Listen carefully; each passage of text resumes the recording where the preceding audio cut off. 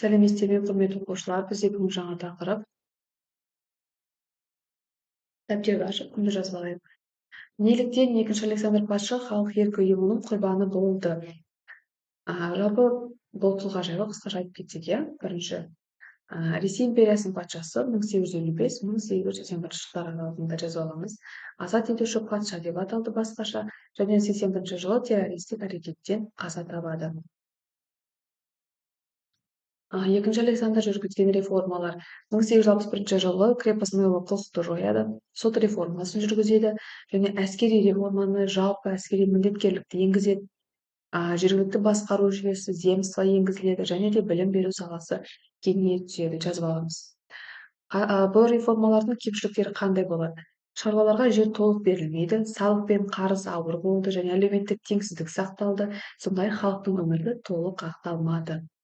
Халық наразылығының күшею себептері: абсолютті монархия сақталды, саяси еркіндік берілмеді, жұмысшылардың жағдайы өте ауыр болды сол кезде және кедейлік пен теңсіздік көбейді.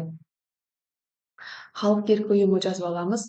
Құрылған жылы 1879 жылы, мақсаты патшаның билігін жою болды. Жалпыға бірдей конституция енгізу, халықтың еркіндігін беру, реформаларды жеткіліксіз деп санады. Неге террор жолын таңдады? Себебі бейбіт жолмен өзгеріс енгізуге мүмкін болмады ол кезде, тек қақтығыстық жолмен. Үкімет оппозицияны қатаң қолдалады және революционерлер патшаның басты кедергі деп көрді, ал террор арқылы билікті әлсіретуге тырысты. Осылайша екінші Александрға жасалған қастандықтар, патша бірінші рет қастандық жасалады. 66 жылдан бастап түрлі әрекеттер болады және ең соңғы әрекет 1881 жылы орындалады. Осы террордың кесірінен ол кісі қаза табады. Бірінші наурыз оқиғасы 1881 жылы болған жер Санкт-Петербург. Алғашқы бомба патшаға басын зақымдады. Екінші бомба патшаны ауыр жаралады және екінші Александр сол күні қайтыс болады. Неліктен екінші Александр құрбан болды? Реформалар толық нәтиже бермеді, иә, сол кездегі. Халықтың әлеуметтік жағдайы өте нашар болды, ауыр болды. Саяси еркіндік берілмеді, бағана айтып кеткендей.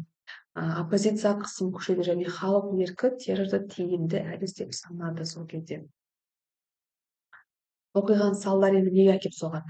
Билікке үшінші Александр келеді, реформалар мүлдем атымен тоқтатылады, жойылады, цензура мен бақылау күшейді және революциялық қозғалыстарға қарсы күрес артты. Енді бұл сұрақ: реформа жеткіліксіз болса, халықтың қарулы күреске шығуы дұрыс па? Бұны мен классрумға жүктейік, содан осылайша орындайсыздар. Жақсы, назарларыңызға рахмет.